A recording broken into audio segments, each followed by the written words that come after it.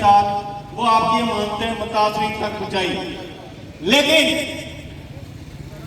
आज जिस चीज के लिए कैंप लगा है, मैं समझता हूं आज तक जितने भी हमने कैंप लगाए हैं, जितने भी मजबूर और मुश्किलात में फंसे हुए लोगों के लिए हमने कैंप लगाए, आज का कैंप उनसे मैं समझता 100 गुना ज्यादा जरूरी था।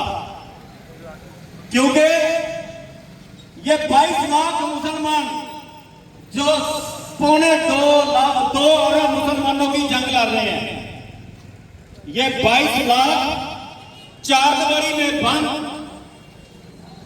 57 मुल्कों की तरफ से कोई दावत नहीं, लेकिन अल्हम्दुलिल्लाह यहूदियों और कफार के सामने वो डटे हुए हैं लड़ने के लिए। असला नहीं, सोने के लिए छत नहीं, खाने के लिए रोटी नहीं, उसके बावजूद अल्हम्दुलिल्लाह हमें पहली दफा पता लगा है।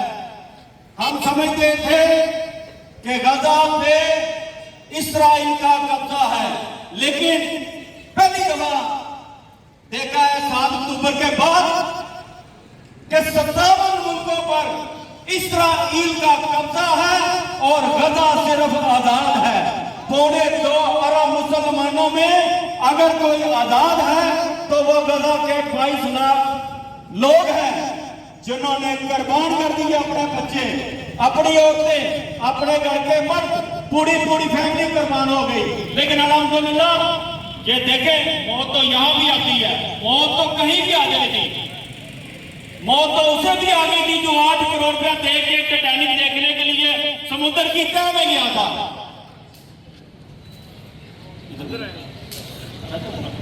समुद्र की तह में गया था और उसे वहीं पे बाप बेटे को मौत आ गई। तो हमने 57 मुल्कों ने बुज़दिली का जो नजारा किया है, पूरी दुनिया में भी शर्मिंदगी है और आखिरत में भी ये शर्मिंदगी है। उसी शर्मिंदगी से बचने के लिए अगर हमारी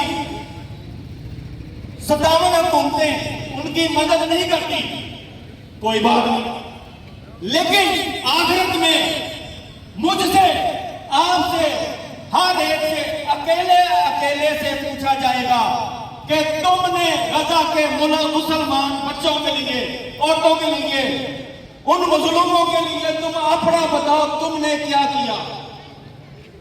खिदमत और हार और के ताजर